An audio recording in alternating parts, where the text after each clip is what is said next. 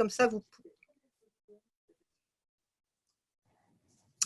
Voilà, donc là, la réunion, le webinaire est enregistré, comme ça vous pourrez récupérer le support si vous avez envie de nous réécouter ou faire écouter à quelqu'un d'autre. Bien entendu, on pourra vous passer cet enregistrement. Bienvenue à vous. Donc, on est là en forme inhabituelle de réunion formation-information avec les élus. Traditionnellement, Haute-Savoie Habitat organise une réunion pour les élus sitôt après les élections municipales. Donc, formation qui a là aussi traditionnellement comme porte d'entrée les attributions de logement, parce que c'est un sujet sur lequel on est très très souvent questionné, et puis c'est quand même, quand on ne connaît pas le sujet, quelque chose qui est un peu compliqué à appréhender. Et puis, une présentation par les équipes territoriales, donc qui vont se présenter dans un instant, qui sont les équipes qui interviennent le plus près auprès de vous au quotidien, donc qui vont pouvoir vous expliquer dans un second temps, mais pour l'instant, ils vont quand même donner leur nom, sur un second temps, sur comment ils fonctionnent, ce qu'ils font, quelle est leur mission, quel est le rôle auprès de vous, etc. Donc moi, je m'appelle Catherine Salaz, je suis directrice de la gestion locative à Haute-Savoie Habitat. Donc Haute-Savoie Habitat, grosso modo 20 000 logements sur le département de la Haute-Savoie et que sur la Haute-Savoie, avec toutes les missions classiques d'un bailleur social, donc que ce soit construction, réhabilitation, achat de patrimoine auprès de promoteurs, donc toute cette partie vraiment prise en main de patrimoine, et toute la partie entretien courant, etc., sur lequel on va revenir d'ici quelques instants. On a prévu à peu près 1h30 de réunion, donc n'hésitez surtout pas, si vous avez des questions, à soit lever la main, soit à nouveau poser vos questions dans les deux parties qui servent à ça, et on y répondra, on s'arrête, on vous répond. Surtout si on parle trop vite, s'il y a des choses que vous ne comprenez pas, n'hésitez surtout pas, on est vraiment là pour ça. Je vous propose un petit tour de table de mes collègues. Yael, si tu veux bien commencer. Allez, bonjour à tous. Donc moi, je suis Yael Barré, je suis déléguée territoriale. Donc le nom de mon territoire se nomme Annecy-Lac-Semnoz. En fait, j'interviens, mon champ de compétences est sur une partie de la commune nouvelle. Donc nous sommes deux à se partager la commune nouvelle. Donc mon équipe territoriale et moi-même intervenons sur les quartiers numéros 7, 8, 9, 11 et 12 de la commune nouvelle. Donc, grosso modo, j'ai envie de dire une grosse partie d'Annecy-le-Vieux, centre-ville, Parmelan, Vieille-Ville, quartier-gare, quartier sud, et puis Zac-Galbert et Sénon. Voilà. Bah, Jérôme, du coup, comme Jérôme. Ça fait le pendant d'Annecy comme une nouvelle. Bonjour à tous, Jérôme Cosselin, donc je suis délégué territorial pour Haute-Savoie Habitat. Et mon équipe et moi gérons le reste de la commune nouvelle, donc le quartier 1, 2, 3, 4, 5, 6 et le 10. C'est-à-dire que le nord d'Annecy, tous les quartiers nouvelles, Tep, Stade de Rulan, la commune déléguée de Pringy, une petite partie d'Annecy-le-Vieux et la commune déléguée de Cran et de Mété. Je prends la suite. Saïdi Karim, donc délégué territorial sur le territoire albanais-mandalase. Avec l'équipe territoriale, nous gérons à peu près, nous intervenons sur 20 communes, donc je vais vous les citer pour que vous ayez un aperçu. Donc Albi-sur-Chéran, Montagny-les-Langes, Chavano, Quintal, Alève, Chénaz-les-Fras, Cusy, Épany, Métessy, Héry-sur-Albi, La Balme de Sillingy, Lovany, Poisy, Rumilly, Saint-Félix, Salles, Salnauve, Sillingy, Thuzy et Vallières-sur-Fier, qui est anciennement Val-de-Fier. Bonjour, je prends la suite. Moi, c'est Alexandre Massard. Du coup, moi, je suis délégué territorial sur le territoire filière Aravilac. Donc, c'est un territoire qui est entre lac et montagne. Moi, je suis sur les communes de Argenay, Charvenex, Douin, Faverges, Groisy, Laclusal, Boucher-Mont-Charvin, Serraval et Les Clés. Pays de Filière, Sévrier, Saint-Jean-de-Six, Saint-Joriot, Thônes, Verrier-du-Lac et Villaz. Voilà. Merci à vous quatre. La parole vous reviendra évidemment dans un instant. La gestion locative en 2 mots. Donc, la gestion locative, ça va être tout ce qui va être le lien avec le locataire, que ce soit depuis le moment où il est proposé pour un logement à l'attribution, jusqu'au moment où il va quitter cet appartement et on va faire l'état des lieux de sortie. Donc, toute cette vie-là du locataire, est sous le giron, je vais le dire comme ça, de la gestion locative. Tout à l'heure, on reviendra sur les aspects travail avec les locataires et travail avec les communes, et en particulier les élus et les techniciens des communes. Un petit flash tout d'abord sur les attributions. Alors, certains d'entre vous sont déjà fort aguerris au sujet des attributions. Néanmoins, une grosse réforme va arriver là d'ici une année maximum. Et je vais reprendre à la fois quelques bases pour ceux qui n'y connaissent rien, vous ne pouvez pas le deviner, et puis à la fois un tout petit peu de prospective sur ce qui va se passer demain. Donc, je vais partager mon écran. Hop. Est-ce que c'est bon pour vous? Oui. Ça marche. Ça fonctionne. Parfait.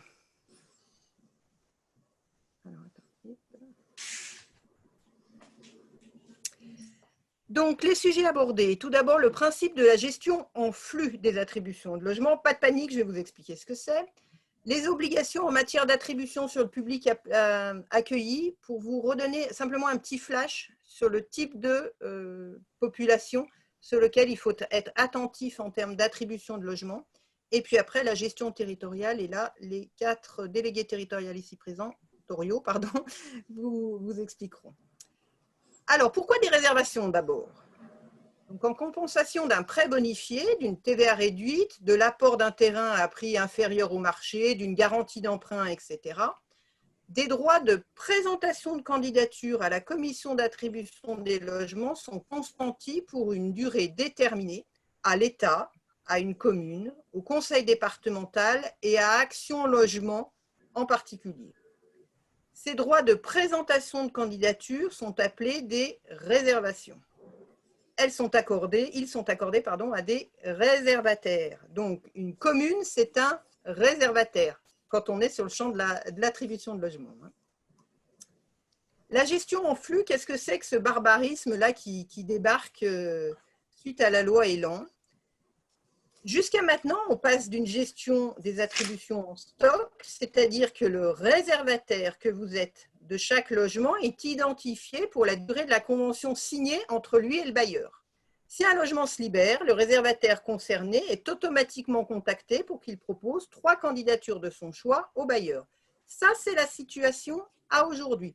Un logement se libère, on vous contacte, on vous demande 3 candidats. Si ce logement-là est estampillé commune de un tel, d'Annecy par exemple, on vous contacte, on vous demande 3 candidats, vous nous proposez 3 candidatures parce que le logement X se libère. Demain, et au plus tard pour le mois de novembre 2021, tout ça va changer. Les logements ne seront plus reliés à un réservataire, sauf ceux du ministère de la Défense, mais ça c'est un truc très très particulier sur lequel je ne m'étendrai pas aujourd'hui. Le réservataire connaîtra en début de chaque année le pourcentage des libérations annuelles pour lequel il pourra proposer des candidats, par typologie et par catégorie de financement. C'est-à-dire que vous n'aurez plus une liste de logements avec en face une liste de réservataires. À compter du mois de novembre 2021, nous n'aurons plus le droit de faire comme ça.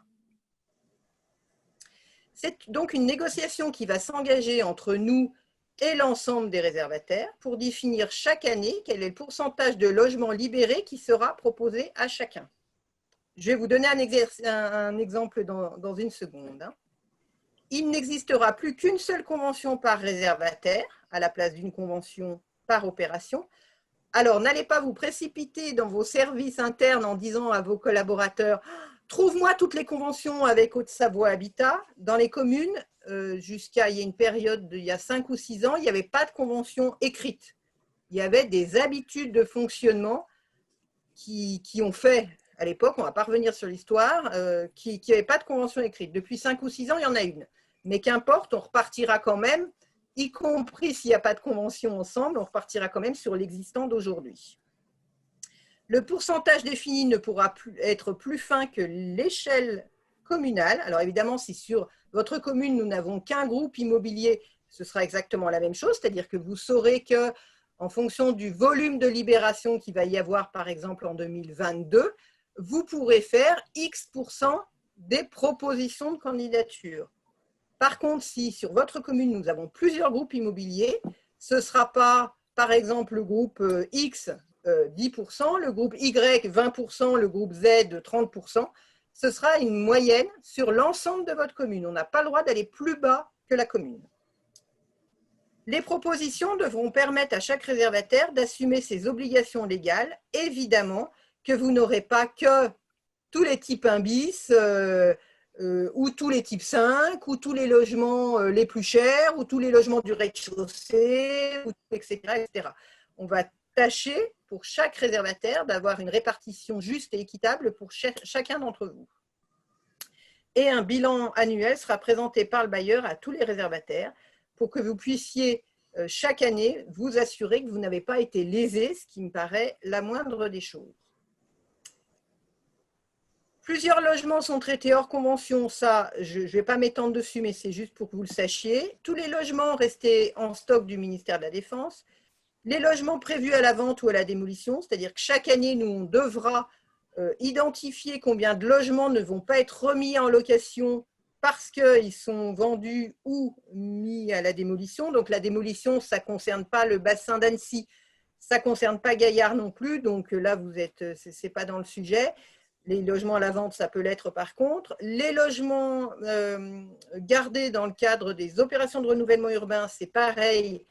Ce n'est pas le cas sur aucune de vos communes.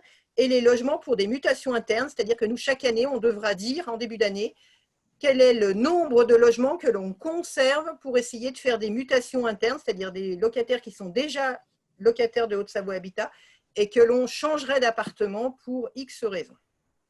Un exemple, pour que ce soit plus clair. Si en 2021, nous avons 100 logements qui se libèrent sur la commune Y, dont deux logements ministère de la Défense, ceux-là on les neutralise, dont 5 prévus en démolition, 5 consacrés à l'ANRU, 17 consacrés à des mutations internes. Il faudra que chaque réservataire ait eu l'opportunité de proposer des candidatures à hauteur de son taux de réservation. Ce qui nous fait 100 logements libérés, moins les 2 ministères de la Défense, moins les 5 prévus pour la démolition, moins les 5 consacrés à l'ANRU. Je le répète, sur vos communes, ce n'est pas le cas, la démolition ou l'ANRU. Moins les 17 consacrés aux mutations internes, il nous restera un potentiel de 71 logements. Sur ces 71 logements, nous devrons obligatoirement en proposer 5% aux fonctionnaires via la préfecture, donc c'est-à-dire 4 logements. Nous devrons obligatoirement en proposer 25% à ce qui s'appelle communément la réservation sociale, c'est-à-dire le public qui a été ciblé par l'État comme étant le public prioritaire. Et pour, par exemple, votre commune, si vous avez aujourd'hui un taux de réservation à 20%, nous vous devrons 14 logements, c'est-à-dire 14 opportunités de proposer des candidatures. Voilà grosso modo comment les choses vont se passer demain. Ce n'est pas le cas aujourd'hui, ça sera pour novembre 21. Les points durs actuels, alors ça n'engage que moi, ce sont les points durs que j'analyse. Ça ne veut pas dire qu'un autre bailleur vous ferait la même analyse, ou ça ne veut pas dire que si certains d'entre vous se sont déjà plongés sur le sujet, ils auront la même analyse. Ça n'est que mon sentiment. Donc ça, c'est la réalité. C'est des négociations qui ne pourront débuter avant celle avec l'État, c'est-à-dire que nous devons d'abord négocier avec l'État avant de pouvoir discuter avec vous, je vais le dire comme ça c'est la loi. Des règles de transformation des logements actuels réservés en stock pour les passer en flux à définir, c'est-à-dire qu'on viendra voir chacun d'entre vous, ou alors peut-être qu'on arrivera à faire une réunion collégiale avec des représentants des maires, ça on le verra ensemble, pas aujourd'hui, mais on le verra ensemble, pour définir comment est-ce qu'on va transformer le stock que vous avez aujourd'hui en flux, pour que vous ne soyez pas lésés. Et entre les bailleurs, on n'a pas forcément la même vision, mais ça, voilà. Des mutations interbailleurs qui seront toujours traitées par le prisme du réservataire, c'est-à-dire que le gros écueil, de mon point de vue, de la méthode, vous l'avez vu tout à l'heure, c'est-à-dire que je vous disais, les mutations internes, nous, on aura la main, je vais le dire comme ça, avant tout réservataire pour pouvoir faire des mutations. Mais des mutations uniquement des locataires de Haute-Savoie Habitat. Or, je trouve que c'est dommage parce que, grosso modo, aujourd'hui, sur le fichier des demandeurs de logement, vous avez 30% des personnes qui demandent une mutation sont déjà locataires du patrimoine de social en Haute-Savoie. Sur ces 30%, ils ne sont pas tous locataires de Haute-Savoie Habitat, évidemment. Et ceux qui ne sont pas locataires de Haute-Savoie Habitat, nous, on ne pourra pas, dès le départ, essayer de trouver une mutation pour ces gens-là. Il faudra forcément que ce soit un réservataire qui fasse la proposition. Nous, on ne pourra pas le faire de nous-mêmes. Dans le quota, en tout cas, des logements qui seront réservés avant mise en proposition aux réservataires. Et des règles du jeu entre bailleurs et réservataires à définir pour qu'aucun ne soit pénalisé. C'est-à-dire que le grand enjeu, c'est que vous ne soyez pas pénalisé par rapport à l'État ou par rapport à Action Logement. Donc, il va falloir qu'on soit très proactif. Et là, vous pourrez compter sur nous, sur Haute-Savoie Habitat, pour que les communes ne soient pas lésées dans l'histoire et que ce ne soit pas les communes qui aient à chaque fois le patrimoine le plus ancien, le patrimoine le moins bien situé, le patrimoine le moins cher, le patrimoine le plus cher, etc., etc. Donc là, il y a un vrai travail de partenariat qu'on va engager dans l'année à venir pour que vous ne soyez pas lésés par rapport à d'autres réservataires. Les points forts du flux, et là, il y en a beaucoup, j'en ai repris que certains, hein. Une politique de peuplement favorisée en lien avec les engagements dans le cadre de la conférence intercommunale du logement. Pour ceux qui ont une conférence intercommunale du logement, ce n'est pas le cas de toutes les communes. Ça vous permet à vous, communes, comme aux EPCI, de trouver leur rôle et leur place. Ça vous permet, vous, communes, de garder la main sur les attributions. Et en tout cas, de vraiment réfléchir à, par exemple, si dans un quartier, vous avez besoin qu'il y ait, je vous dis n'importe quoi, des enfants en bas âge qui reviennent parce que l'école va être en sous-effectif, parce que, on aura beaucoup plus la main pour travailler avec vous pour que on trouve des solutions à ça. Donc ça, c'est un vrai atout de la méthode. Une politique de mutation interne fluidifiée, ça je vous l'ai dit tout à l'heure. Une analyse des besoins optimisée, et ça c'est primordial. C'est-à-dire qu'aujourd'hui, quand vous avez un logement réservation commune qui se libère, ma foi, si c'est un type 3, c'est un type 3, alors que vous avez besoin désespérément d'un type 4. Demain, si vous avez besoin désespérément d'un type 4, on pourra tout à fait, dans le partenariat qu'on mettra en place, avoir un mode de fonctionnement ensemble qui fasse que nous, on sait que vous avez impérativement besoin d'un type 4 parce qu'il y a une situation d'urgence, que sais-je, et que du coup, les besoins du ménage seront bien plus rapidement, devraient être bien plus rapidement satisfaits, puisqu'on fait l'entrée inverse, c'est-à-dire on fait l'entrée beaucoup plus en fonction des besoins dans le ménage qu'en fonction d'un logement qui va se libérer. Si vous êtes réservataire que d'un type 3 qui se libère, vous ne pourrez pas faire des miracles et vous ne pourrez pas trouver un type 4. Demain, on pourra beaucoup plus aisément trouver un type 4, puisque quand on recevra une libération de logement, nous, on se posera la question en disant à quel réservataire on propose cet appartement. Donc, si on sait que la commune, que vous avez besoin d'un type 4, c'est naturellement, sans léser les autres réservataires, mais c'est naturellement qu'on se tournera vers vous. Donc, forcément que à la fois la politique de peuplement que vous mettez en place et à la fois les besoins des ménages que vous rencontrez sera forcément amélioré. Et une meilleure, donc ça c'est plus... Il y a une question. J'ai une question, mais vas-y, termine.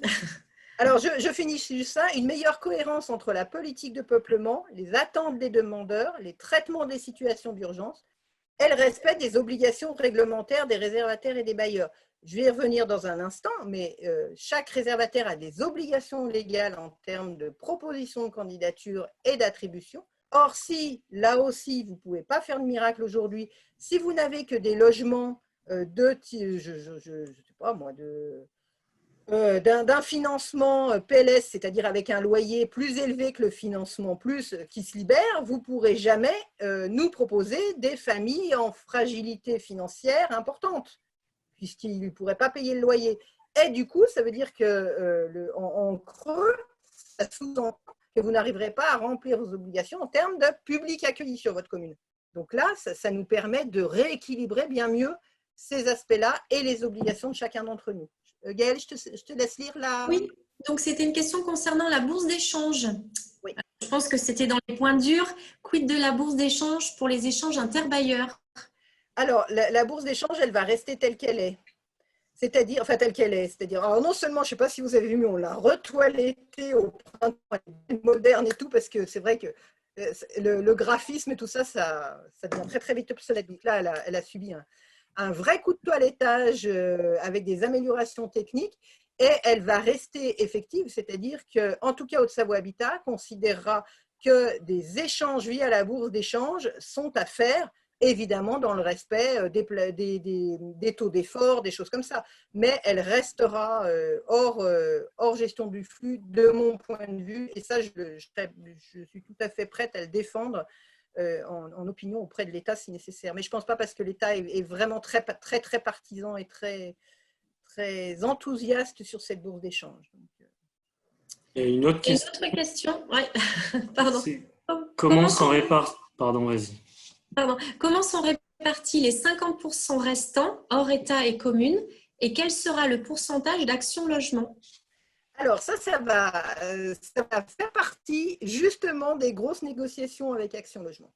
Aujourd'hui, on n'est pas encore rentré dans la phase de négociation avec Action Logement pour savoir comment transformer leur stock en flux. Ça va faire partie des travaux de cette année, et ça va être un gros chantier. Après, dans l'exemple que je vous ai donné, ça arrive avec 50% sans réservataire, mais ça n'était qu'un exemple. Il y a des communes qui aujourd'hui sont réservataires de 40 ou 50% des logements. Donc là, c'était vraiment qu'un exemple. Il ne faut pas vous fier forcément aux chiffres que j'ai donnés. Il y a le conseil départemental aussi qui a des logements, donc 5%, etc. C'était vraiment pour vous donner les grandes lignes. Donc, commune par commune, on reviendra vers vous pour voir avec vous quel est aujourd'hui votre stock et comment demain, ça se transformera en gestion en flux annuel. Est-ce que je réponds à la question du coup ? J'attends la réponse. Oui, merci, dit madame. Le public prioritaire, donc c'est simplement un petit rappel. Hein. Donc 25% des attributions pour chacun des réservataires doit se faire au bénéfice des publics prioritaires, sauf la réservation sociale qui doit être à 100%. Le public prioritaire, qu'est-ce que c'est? Alors, pour être très, très synthétique, parce que c'est une liste, il y a au moins 20 tirets. Donc, je vous ai fait 3 grandes familles. Donc, tout d'abord, le public DALO. Donc, DALO, ça veut dire droit au logement opposable. Ce sont des candidatures, enfin des ménages qui recherchent un logement et qui sont passés, dont la situation est passée devant une commission qui a estimé que, effectivement, leur situation était urgentissime et que l'État avait 3 mois pour trouver une solution. Ça s'appelle communément les DALO. C'est le seul cas, quasiment, où les DALO doivent être un seul candidat passé en commission d'attribution, sinon il en faut 3. Deuxième grande famille, le public sortant d'hébergement, principalement structure et non réseau privé comme la famille.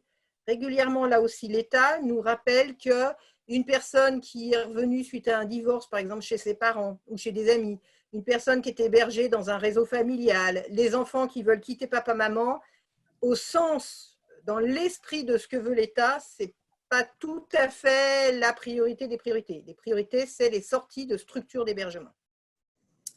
Et puis après, je vous ai fait une grande famille de tout le reste, c'est-à-dire toutes les personnes qui sont en situation de handicap, ou les personnes défavorisées au sens large, ou les personnes qui sont en logement temporaire, en habitat indigne, victimes de violences, sans logement, menacées d'expulsion, etc. Il y en a plein. Il y a aussi des personnes qui sont soumises à un mariage forcé. Il y a les personnes qui sont sorties de prostitution. Enfin voilà, il y a vraiment tout une grande famille de situations compliquées qui ne veut pas forcément dire avec des difficultés financières fortes, mais ça peut être soit des difficultés financières, soit des difficultés sociales, soit des difficultés liées au logement.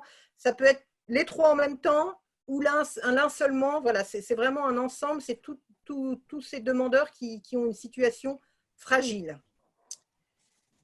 Chaque réservataire est informé au moment où il doit proposer des candidatures de l'avancement de son obligation en matière d'attribution de ce public. C'est-à-dire que quand Haute-Savoie Habitat vous écrit pour vous dire aujourd'hui, le logement 12 se libère, c'est un logement de réservation communale. Merci de nous proposer 3 candidats. Si vous êtes au-delà de ces 25% en termes d'attribution depuis le début de l'année, il n'y a rien de particulier. Si vous êtes en dessous de ces 25%, on vous le précise pour attirer votre attention sur le fait que c'est plutôt dans ce public-là qu'il faut que vous recherchiez des candidatures. Donc ça, vous le savez, de notre part, on vous informe. Pour vous donner une petite idée, donc l'année dernière, à Haute-Savoie Habitat, toutes communes confondues, tout patrimoine confondu, tout réservataire confondu, nous avons attribué 61% des logements ont été attribués à ce fameux public prioritaire, avec des différences selon les secteurs géographiques, hein, mais voilà, c'était simplement pour vous donner une idée, dont 23% d'allo. Obligation en matière de public accueilli. Donc, si vous vous trouvez dans l'une de ces EPCI, l'une de ces communautés de communes, donc on va prendre le Grand Annecy et on va prendre Rumilly par exemple, ou Annemasse pour la personne de Gaillère qui est connectée, etc. Donc vous voyez que nous devons attribuer 25%, doit se faire donc au bénéfice de personnes dont les ressources sont inférieures à un plafond qui nous est fixé chaque année par l'État. Ces attributions doivent se faire en dehors des quartiers politiques de la ville. Donc là, sur Annecy, il n'y en a pas.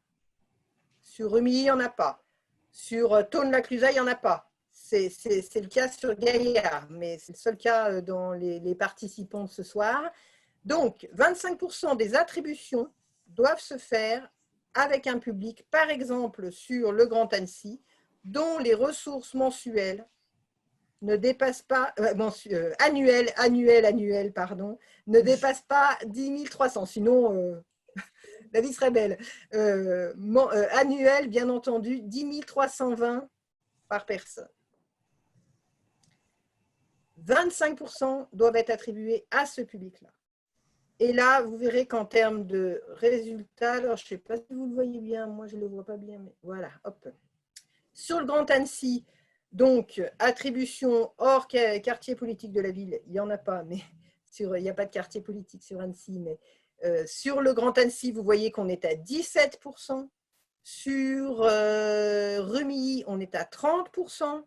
Sur Faucigny-Glières, on est à 24%. Donc, vous voyez, selon le secteur géographique, on arrive plus ou moins à ces 25%, sachant que sur Annecy, enfin sur l'agglo d'Annecy, c'est un chiffre qui monte d'année en année. Hein, donc, on va bientôt arriver, et je ne doute pas que sur, j'espère 2020 ou au pire 2021, on arrive à remplir cette obligation légale. Participation aux commissions d'attribution, juste un petit flash. Donc, que la commune soit réservataire ou non du logement pour lequel des candidatures vont être étudiées, votre avis est primordial. Ne vous en privez pas. Donc, le maire ou son représentant est invité soit à siéger à la commission par téléphone, par Zoom. Alors, avant, on ne connaissait pas, mais maintenant, voilà. Soit en présentiel, alors je vous mets selon l'évolution de la crise sanitaire, puisque c'est compliqué encore aujourd'hui. Nos salles, par exemple, on peut accueillir 4 personnes, donc on ne peut pas avoir du renouvellement comme ça d'élus ou de son représentant qui viennent en commission aujourd'hui. Vous pouvez aussi donner votre avis par mail, on en tiendra compte dans la mesure où il repose évidemment sur des critères légaux, ça tombe sous le sens. Et la seule préférence communale n'est pas possible, mais elle peut venir par contre en complément d'autres critères prioritaires. Jusqu'à il y a 1 an et demi en arrière, cette préférence communale, elle n'était même pas possible du tout. Demain, aujourd'hui même, à 2 situations identiques, même composition de famille, même ressources, grosso modo, même conditions de logement.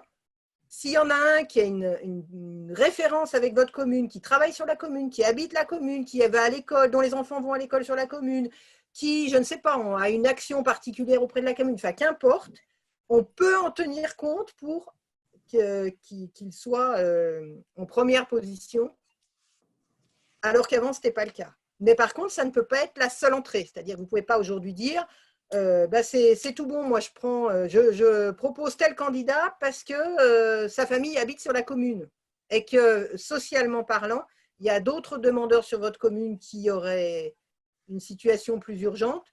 Vous ne pouvez pas uniquement faire la porte d'entrée préférence communale, mais on peut en tenir compte.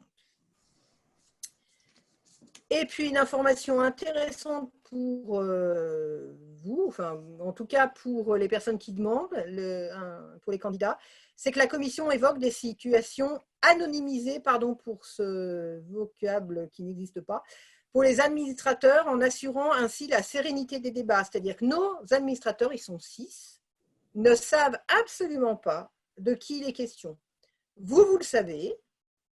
Le personnel de Haute-Savoie Habitat le sait, mais nos administrateurs ne le savent pas. Ça évite des dérives, ça évite tout ce que vous pouvez imaginer sur le sujet.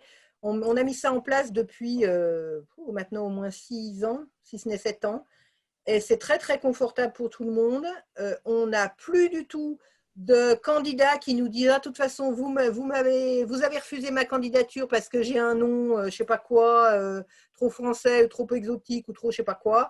La question se pose pas et ça c'est vraiment très très confortable. Il doit y avoir que 3 bailleurs en France qui font ça, dont nous, donc c'est quelque chose qui est important pour nous. Je crois qu'il y a des questions, non? Ok. Non. Et ben voilà, j'allais dire à vos questions, donc justement, allez-y, si vous avez des questions, s'il y a quelque chose, je suis allée trop vite, si vous souhaitez que je rajoute quelque chose, si quelque chose vous n'avez pas compris, n'hésitez pas du tout, hein, je n'en serais pas vexée si j'ai mal expliqué ce que je voulais vous dire aujourd'hui.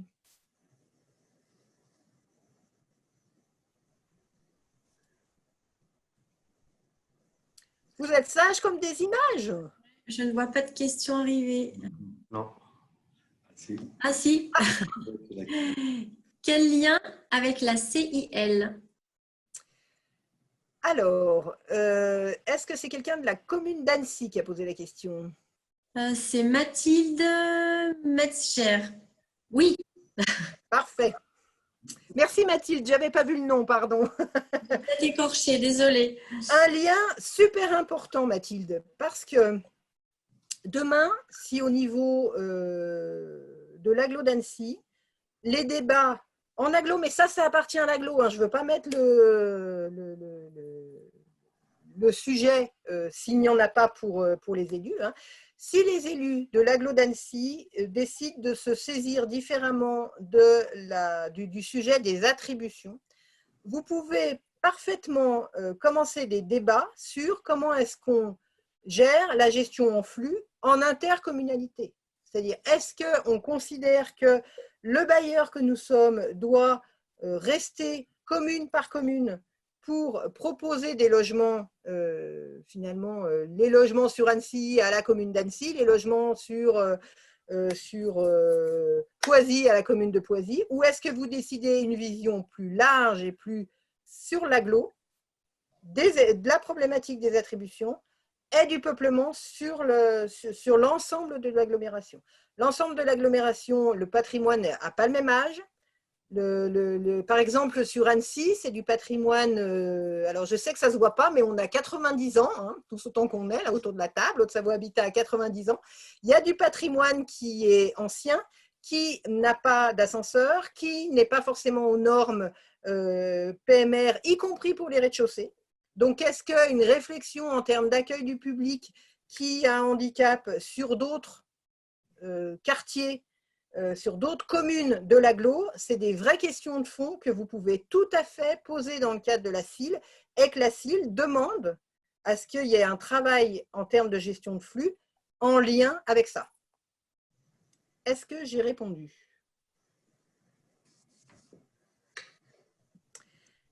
J'ai une autre question. Oui, ok, merci. Okay, merci. Alors, en ce qui concerne la gestion au flux, comment va être déterminé le nombre de logements à répartir chaque année entre les réservataires? Ce sera une discussion telle que nous la voyons nous, mais certains réservataires ne sont pas du même avec nous. Donc, c'est pour ça que je dis qu'il y aura un débat. C'est qu'aujourd'hui, on va faire un état et on va venir vous voir, vous communes, avec un état de ce qui s'appelle notre stock, enfin votre stock, le stock que vous avez chez nous, avec la date de fin des conventions, pour qu'on sache en 2021 quel est le volume de réservation, si on n'avait rien changé, que vous auriez. En 2022, quel est le volume de réservation que vous auriez si on était toujours en stock, et ainsi de suite. Et ça, chaque année, va nous permettre de définir comment on va transformer. Alors, on se fixera une règle du jeu au démarrage et après, on appliquera tout le temps la même, hein, sauf si elle ne fonctionne pas et qu'on revoit. Mais comment est-ce qu'on va transformer ces logements en stock par un pourcentage en flux? Et c'est là qu'on va commencer à discuter ensemble. Est-ce que, par exemple, je vous dis n'importe quoi, aujourd'hui, si sur votre commune, je n'ai pas repéré, Madame Bassino, de quelle commune vous étiez, mais si sur votre commune, vous avez aujourd'hui, je vous dis n'importe quoi, 30% des réservations en stock. Demain, on pourra tout à fait convenir que pour l'année 2021 ou 2022, Épagny, super, merci. Donc, sur la commune d'Épagny, on pourra tout à fait convenir que vous aurez droit à 30% des occasions de proposer des candidats. Par exemple, Épagny, je continue mon exemple. Hein. Vous avez 30% aujourd'hui du stock. Je ne l'ai pas en tête, hein, mais admettons qu'aujourd'hui, vous avez 30% du stock. On considérera que pour l'année 2021, si nous avons 100 logements qui se libèrent, alors ce ne sera pas 100 logements sur Épagny, ça serait bien, mais je ne pense pas, mais 100 logements qui se libèrent sur Épagny, on vous en proposera 30. Est-ce que je réponds à votre question, Madame Bassino?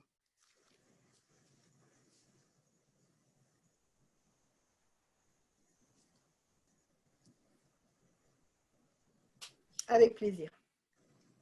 Il y a une autre question. Y a-t-il un lien entre la surface d'un appartement et le nombre de pièces existantes dans un logement pour prétendre à un autre logement suivant le nombre de personnes composant une famille pour le DALO? Alors oui, la commission DALO, quand elle instruit un dossier, elle décide sur quel type de logement la famille doit se voir, enfin le ménage doit se voir proposer un appartement. Par exemple, si c'est une personne seule, jamais il n'aura de proposition, jamais la commission DALO lui proposera nous demandera de lui trouver un type 3, par exemple. Ça sera soit un studio, soit un type 2. Si c'est un couple sans enfant, ce sera plutôt un type 2. Si c'est un couple avec un enfant ou une personne seule avec un enfant, ce sera soit un type 2, soit un type 3, et ainsi de suite. Parce que très très vite, on va tomber en termes d'attribution sur une obligation pour les bailleurs de faire respecter la règle de la sous-occupation. C'est-à-dire que si des locataires sont en situation de sous-occupation, selon les communes, enfin selon les communautés de communes, un bailleur social se doit de proposer à son locataire une mutation si les occupants ont moins de 65 ans ou n'ont pas de situation de handicap. Dans ces cas-là, on doit leur proposer une mutation pour sous-occupation. Au bout de 3 propositions de mutation, nous devons engager une procédure d'expulsion.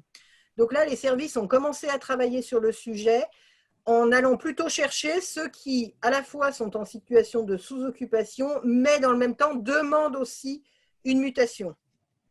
On va essayer de ne pas mettre le feu partout, parce qu'il y a un certain nombre d'années, j'avais en toute innocente, j'étais toute nouvelle, et je voulais bien faire, j'avais écrit à plein de locataires sur Annecy qui étaient dans des situations de sous-occupation, voilà.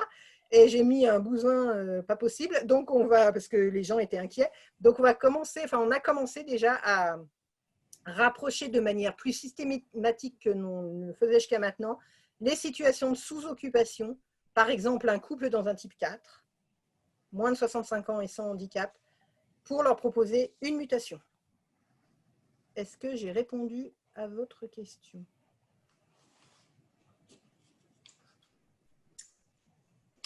Oui, merci. Ok. D'autres questions?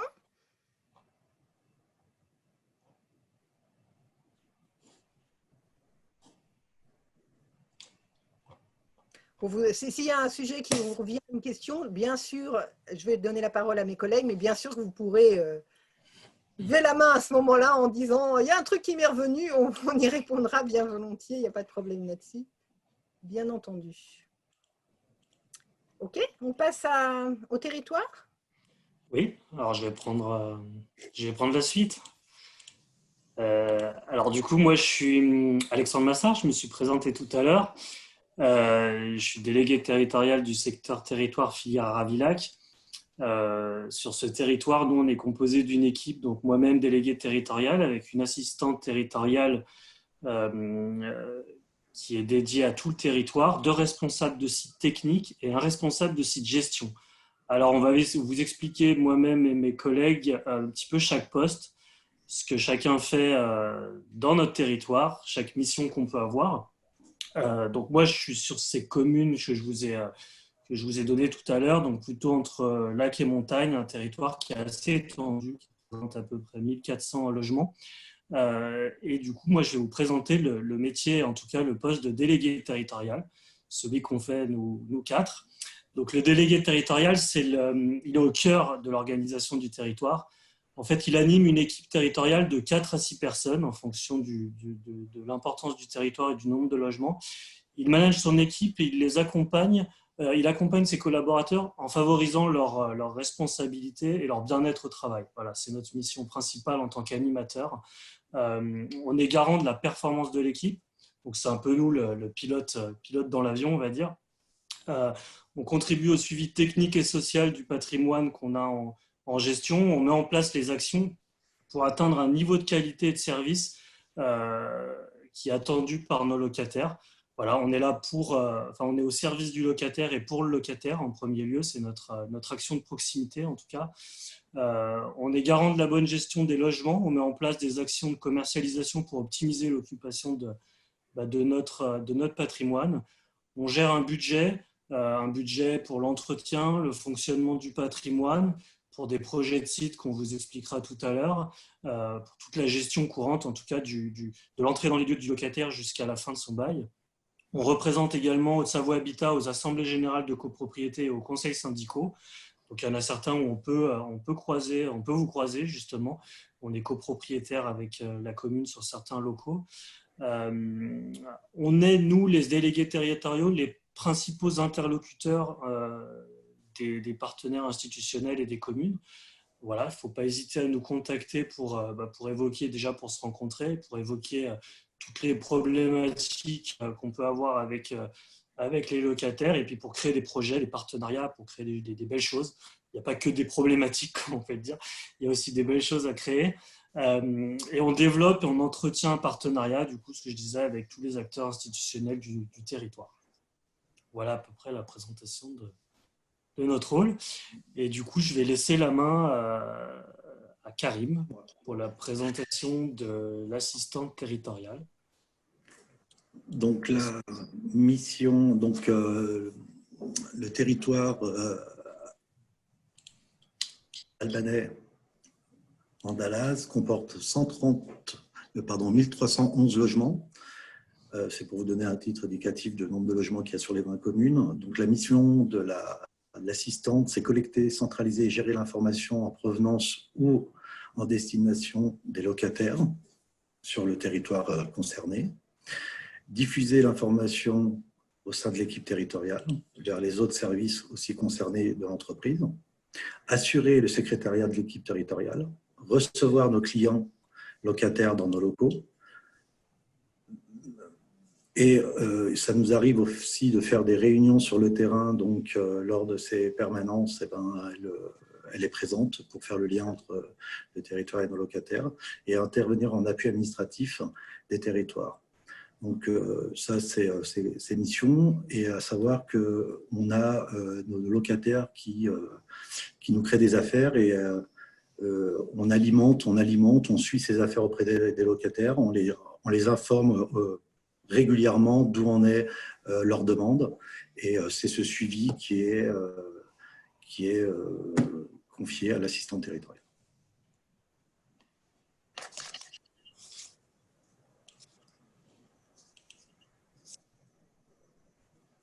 Ensuite, on présente le Ségad. Je vais prendre la suite. Donc, pour nous accompagner dans nos missions, nous avons des responsables de sites techniques. Donc, en fait, ce sont des personnes de terrain, des personnes de proximité. Il y a quelqu'un qui a levé la main. Ah. Oui, alors pour peu que ce soit lié avec l'assistante territoriale. Oui, autant prendre tout de suite. Je vous en prie, Madame Valéjo, allez-y. Vous avez la parole.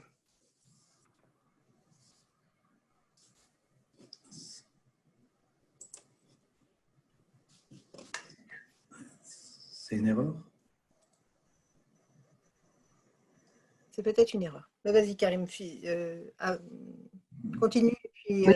Les gros problèmes d'isolation des bâtiments, les habitants se plaignent énormément des dépenses de chauffage qu'ils ont annuellement, et je veux savoir à quel moment voilà, vous pouvez intervenir plus rapidement sur ces établissements qui sont quand même vieillissants. Hein.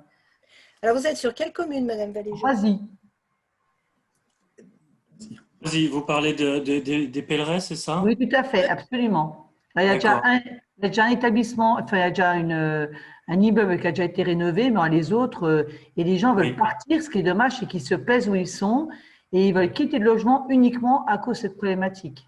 Oui, alors on en est bien conscient. Je ne sais pas si vous aviez fait partie, il y a ma collègue, Madame Mouche, qui a rencontré le maire la semaine dernière à ce sujet-là. Alors, j'étais en congé. Voilà. D'accord, parce qu'on a présenté, en fait, on va débuter une réhabilitation sur cet ensemble, justement, parce qu'on est bien conscient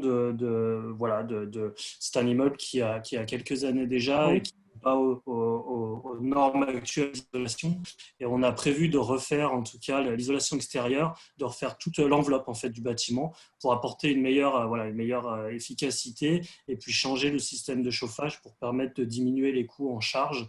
Et voilà, donc c'est quelque chose qu'on a présenté et que on pourra le réévoquer ensemble si vous voulez que je vous présente également le programme de la réhabilitation. Et c'est vrai que c'est quelque chose qu'on a pris en compte. Alors, on avait changé il y a quelques temps les radiateurs par des accumulateurs déjà pour augmenter un petit peu, en tout cas pour réduire les coûts et pour augmenter l'efficacité du chauffage. Mais c'est vrai que du coup là, on a décidé et on le fait petit à petit sur nos résidences. On ne peut pas toutes les faire en même temps malheureusement, mais en tout cas, voilà, cette résidence… L'échéance est de quand? Et quand l'échéance? Alors l'échéance, il faudrait que je revoie avec le service. D'accord.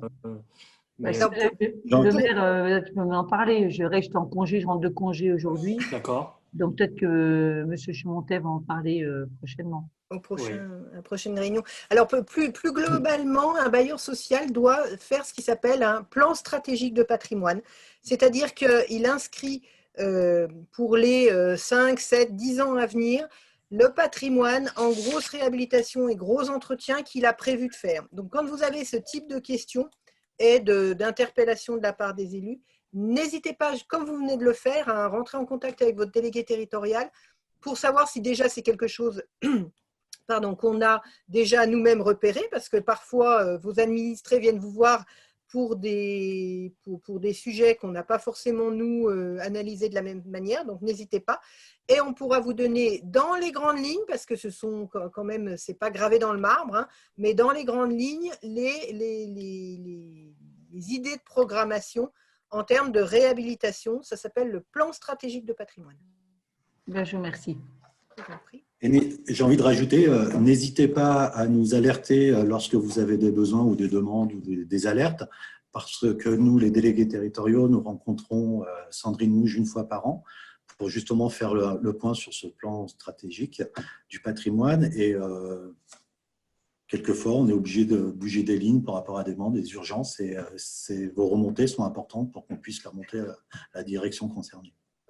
Donc, quand Karim dit Sandrine Mouche, c'est la directrice du patrimoine et du renouvellement urbain. Donc, pour être très, très schématique, gestion locative, c'est l'entretien courant. Direction du patrimoine et du renouvellement urbain, c'est réhabilitation. Pour être très, très schématique. Mais c'est là où notre lien il est important également, parce que finalement, vous voyez, on a des choses qui nous remontent aussi des locataires. Les locataires viennent vous voir pour des réclamations. La plupart du temps, les 3/4 du temps, on est déjà au courant, on est déjà en train de travailler dessus. Donc, pour qu'on puisse avoir aussi le même discours et que vous puissiez être au courant des choses, c'est aussi ce lien qu'on doit avoir pour travailler ensemble et pour que vous sachiez également où on en est et sur quoi on travaille actuellement, pour être plus dans l'information efficace auprès des locataires, finalement. Et le plan stratégique du patrimoine, il est transmis à chaque maire ou il faut le demander? Non, c'est un document interne. Non, non, c'est un document interne, mais néanmoins, on a quand même des idées sur ce qui est prévu. D'accord, ok, merci. Donc, je vous présentais les responsables de sites techniques. Donc, c'est une personne de terrain, de proximité. Ça va être le lien direct entre le locataire et Haute-Savoie Habitat. Dans ces missions, il y a la réalisation des états des lieux. Donc, nous fonctionnons avec une prévisite pour ces états des lieux. On ne fait jamais, sauf si vraiment les agendas ne le permettent pas, d'état des lieux direct. Nous faisons une prévisite, c'est un pré-état des lieux qui nous permet d'aller voir un petit peu le logement et de préparer cet état des lieux et d'expliquer un petit peu ce qu'on attend du locataire pour pas qu'il soit surpris sur des éventuelles charges ou de nettoyage. On fait à peu près par territoire, on fait entre 100 et 120 états des lieux ARST, enfin on fait à peu près 120 états des lieux par an. Et pour vous donner un petit chiffre, on réinjecte à peu près 2200 € dans les logements pour les remettre au goût du jour, pour les remettre un petit peu aux normes électriques, refaire un peu d'embellissement. Voilà, alors ça va de 500 € pour redonner un petit coup de peinture à 10 000 € parce que le logement est occupé pendant 30 ans. Ce responsable de site technique va être aussi le lien au niveau de toutes les affaires que les locataires vont créer. Quand un locataire nous appelle, pour une réclamation, on appelle ça des affaires, c'est le responsable de site technique qui va se rendre sur place pour aller diagnostiquer, pour aller voir exactement ce qui se passe, pour mandater directement la bonne entreprise. On travaille avec beaucoup d'entreprises, sous contrat, sous marché. Du coup, voilà, il va aller diagnostiquer, voir ce qui se passe, éventuellement essayer de réparer s'il y a besoin, si c'est une fuite ou quelque chose, essayer de stopper le problème. Et après, voilà, il va mandater une entreprise qui suivra jusqu'à la fin des travaux, la remise en état. Il s'occupe aussi de tout ce qui est partie commune. On fait des veilles techniques, il se balade, entre guillemets, sur site pour surveiller le patrimoine, pour justement essayer de prévenir de certains problèmes au niveau de sécurité ou vieillissement. Toutes ces informations sont remontées justement à des directions comme la direction du patrimoine pour envisager des futures réhabilitations. Alors, pas forcément des grosses enveloppes, parce que ça, on en est bien conscient, il y a un grand plan qui est prévu, mais voilà, que ça peut être sur des garde-corps ou des portes ou des choses comme ça. C'est vraiment le lien du terrain à Haute-Savoie Habitat. Il s'occupe aussi de tout ce qui est contrat. On n'a pas de gardien d'immeuble, ce sont les responsables de site qui font remonter toutes ces informations au niveau des suivis de contrats nettoyage, espace vert, pour pouvoir s'assurer que tout fonctionne correctement. Qu'est-ce que je peux vous dire de plus? Je pense que j'ai fait le tour sur ce poste. Est-ce que vous avez des questions peut-être?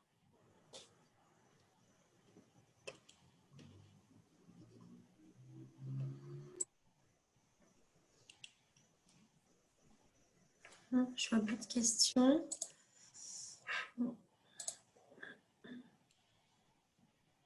Non. Écoute, Alexandre, j'enchaîne. Donc, moi, je suis Gaëlle Barré. Donc, comme je disais tout à l'heure, j'interviens sur une partie de la commune nouvelle.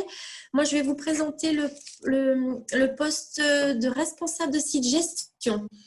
Donc, c'est avant tout un travail de proximité, de lien, d'action sociale avec de fortes valeurs de solidarité, d'humanité et des qualités relationnelles aussi à avoir.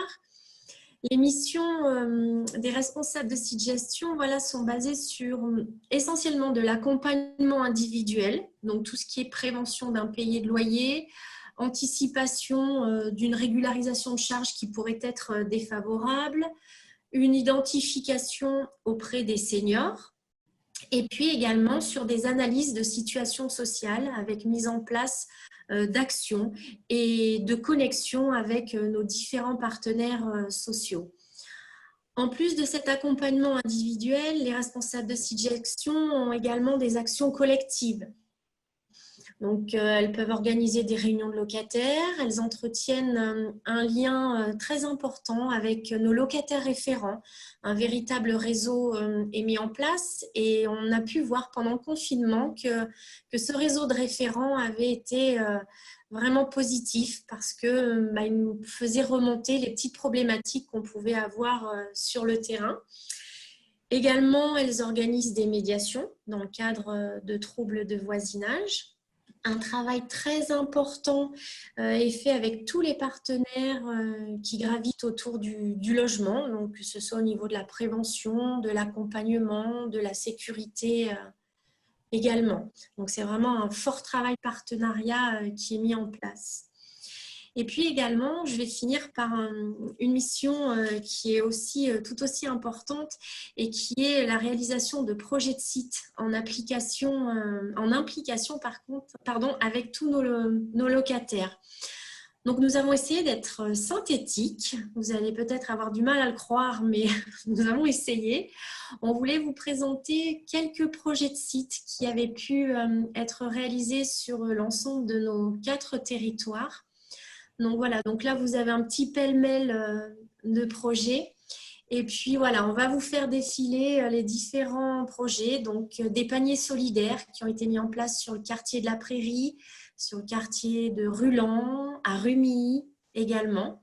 Donc voilà, ce sont des fruits et légumes qui sont récupérés et vendus à moindre coût, mis en place dans poulailler aux clés. Donc voilà, dans le cadre de la réduction des déchets et puis plaisir de partager et de manger des œufs frais.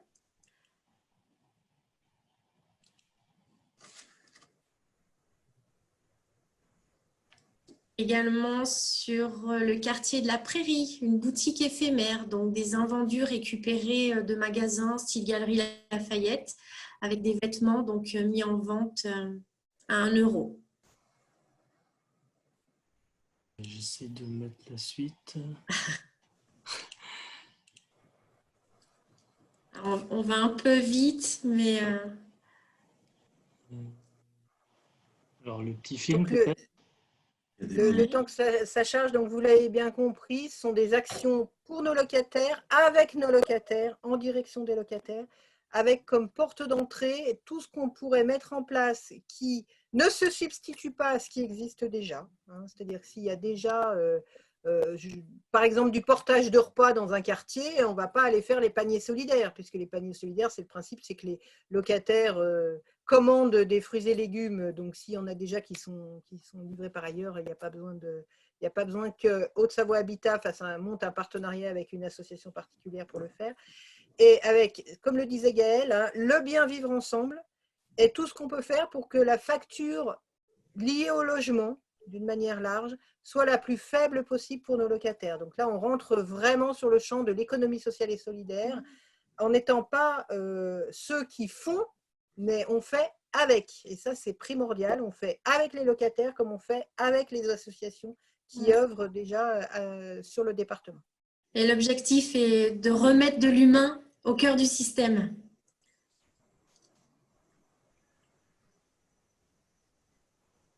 Voilà, Je rajouterais aussi que dans les paniers solidaires, il y a des actions qui se font avec les partenaires. Par exemple, dernièrement, il y a eu des ventes de jouets qui ont été faites pour financer des voyages pour des jeunes, ce qui a très bien marché. Donc ça, c'est des petits ateliers qui se font en parallèle des jardins, des paniers solidaires, pardon.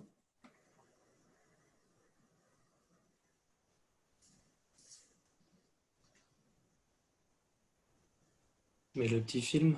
Oui. On a un petit film à vous projeter sur un projet de site qui avait été réalisé dans le quartier de la Prairie. Donc, on espère que le son sera bon. Le lien est sur YouTube.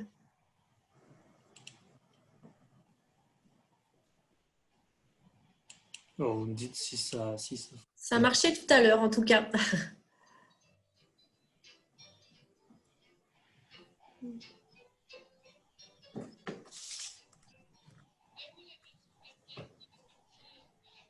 Non, on n'entend pas très bien. Ça saccade un petit peu.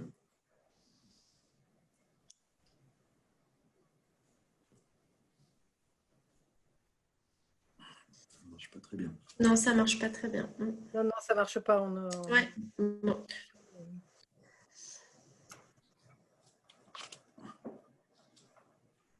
Ouais, là, faut l'arrêter du coup. Ouais. Donc voilà, vous aurez la possibilité de regarder sur YouTube, si vous le souhaitez, ce projet de site donc, qui s'appelle la Gratiféria, qui avait été organisé donc, par Aurélie Munier sur le quartier de la Prairie. Un échange d'objets et de vêtements des habitants. Voilà, donc pour le métier de responsable de site gestion. Je ne sais pas si vous avez des questions. Gaël, tu pourrais me faire passer la fiche de mon équipe territoriale? Moi, je n'arrive pas à me connecter, c'est pour ça que je n'ai pas pu la… C'est Alexandre. Alexandre, s'il te plaît. C'est juste pour qu'il puisse mettre un nom et un visage sur l'équipe territoriale.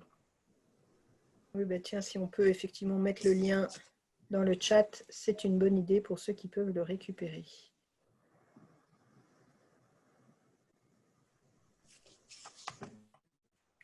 Madame Valéjo, la parole est à vous. Oui, merci. Dites-moi, je vous pose la question, est-ce que vous faites au niveau de Haute-Savoie Habitat des logements foyer soleil, comme on appelle pour les seniors? Alors, on peut accompagner des structures à construire les foyers. Donc ça, c'est la première réponse très technique, c'est-à-dire qu'on est propriétaire de 70 foyers sur la Haute-Savoie, mais qui ne sont pas aujourd'hui en diffus. Par contre, demain, des constructions, parce que j'ai dans la tête, mais peut-être que je me trompe, foyer soleil, c'est plutôt du diffus, non? C'est plutôt Oui, tout à fait. C'est parce que je vais vous dire franchement, je travaille au Grand Annecy, au CIS du Grand Annecy, et donc nous avons des foyers de soleil, c'est-à-dire que c'est nous qui louons et nous relouons, on va dire, à des personnes âgées qui ont des petites ressources. Donc c'est nous qui payons le loyer, mais on refacture à des personnes âgées qui ont des faibles ressources. Donc c'est pour ça, si vous faisiez aussi oui. Oui, donc on passe des conventions de Voilà. ce qui s'appelle dans notre jargon location sous location, c'est-à-dire qu'on passe une convention avec un CCAS ou avec une association ou avec etc. Et cette association ou le CCAS se charge de mettre dans les lieux le public qu'elle a visé, qui correspond au public dont les ressources ou dont la condition, enfin les ressources toujours, et la condition d'hébergement, de logement, ou l'âge, ou etc., correspond au public visé par le CCAS, par exemple. Oui, ça on le fait. Ok. N'hésitez pas à prendre contact directement avec nous. Et ce sont les appartements qui sont diffus, effectivement. C'est Voilà. pas, on ne veut pas faire une résidence personne âgée, mais par contre, qui sont mélangés avec voilà, avec des autres, des familles. Oui. Voilà, ok. Oui, oui, c'est quelque chose que l'on fait régulièrement et sur lequel, enfin, nous, on est très prenant, très partie prenante pour faire ce genre d'habitat inclusif, hein, comme on dit maintenant, parce que c'est une façon aussi de favoriser la mixité sociale, de maintenir les gens à domicile, etc. etc. Oui. Donc, bien volontiers pour étudier des projets de cette nature-là avec vous. Très bien, merci.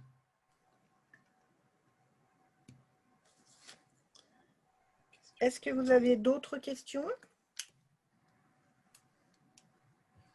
Ou d'autres choses à dire, qui ne sont pas forcément des questions d'ailleurs? Si je me recule trop, on ne voit plus en fait.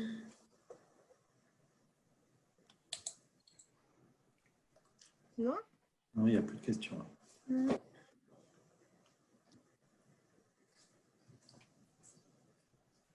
Alors, Alexandre, si tu veux bien mettre le lien de YouTube, mais pas qu'à moi, mais c'est ce à que je tout fais, le oui. monde. Je vais le mettre à tout le monde. C'est ce que je me suis rendu compte en le mettant. Voilà, une vidéo, le lien est dans le chat.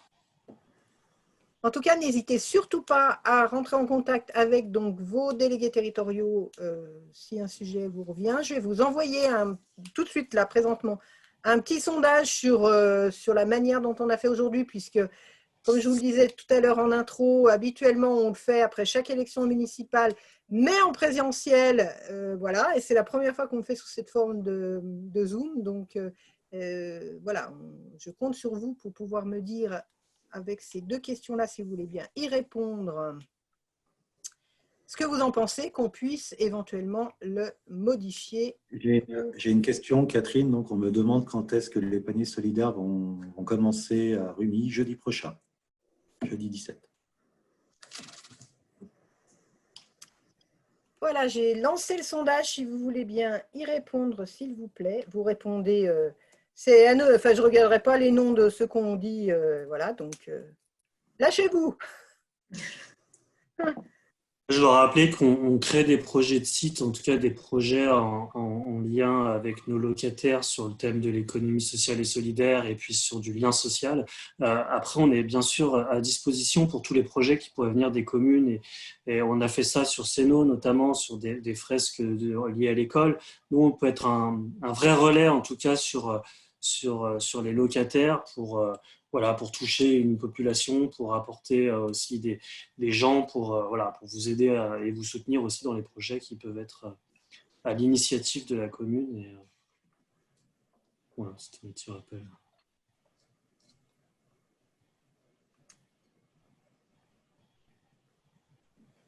Je crois que Madame Valéjo a demandé la parole. Oui. On peut la reprendre. En termes de projet, justement, est-ce que, comment je veux dire, si par exemple, je sais que ça s'était fait au Pèlerin, mais ça n'a pas été bien suivi, si par exemple on peut mettre des composteurs, des choses comme ça, est-ce que vous nous suivez là-dessus? Oui, bien sûr. Oui, tout à fait. Ok. On en a créé là où il y avait besoin et de la demande. Vous pensez à un lieu en particulier ou Eh ben, nous, on a déjà les jardins familiaux qui sont pas loin des pèlerins, mais Ouais. on voulait vraiment dans la. Bon, je suis nouvelle élue, hein, mais bon, je sais qu'il y a beaucoup d'élus et des jeunes sur l'environnement qui veulent vraiment participer à développer un maximum sur tout ce qui est environnemental. Donc, ils ont des projets énormes, et je me suis dit, ben, pourquoi pas, puisque si vous pouvez les aider. Bon, il y a Grand Annecy évidemment qui est là, hein, puisque tout ce qui est tout ce qui est un projet comme ça, composteur, environnement, c'est surtout le Grand Annecy qui peut nous aider. Mais bon, on travaille bien en lien avec le Grand Annecy justement sur ces thématiques-là. On est souvent accompagné du Grand Annecy pour créer de la sensibilisation au moment où on pose les composteurs et créer une animation, de la sensibilisation et on travaille vraiment avec eux en partenariat sur tous les projets qu'on a sur tout le bassin. Ça a été avec le pays de filière, les composteurs qui avaient été mis et Monsieur le maire était plutôt satisfait puisqu'il y avait une très bonne participation de la part des locataires et voilà, on avait remis du compost également puisque j'avais géré Groisy avant et qu'il y avait eu une bonne implication de la part des locataires et ce compost qui marchait plutôt bien. Et puis ça dépend de la demande de nos Il a locataires. été suivi. Si c'est un jardin partagé, effectivement, il est associé avec un compost. Et si c'est une politique de réduire les déchets dans une résidence, ben on fait que des composts pour faire ce travail de réduire les déchets. D'accord, merci. Alors, certains d'entre vous n'ont encore pas répondu. Il nous manque 5 réponses. N'hésitez pas, on vous donne encore 2 minutes. Et là, on m'a posé la question pour l'ouverture du prochain panier solidaire, donc qui se fait le 17 septembre à Albi-sur-Chéran. Et là, on a travaillé en collaboration, en l'occurrence avec la mairie, qui nous a prêté, on a fait une convention, et elle nous a prêté un local juste en face de notre résidence pour que le projet puisse se finaliser. Ok, merci. Une petite question, une petite dernière question?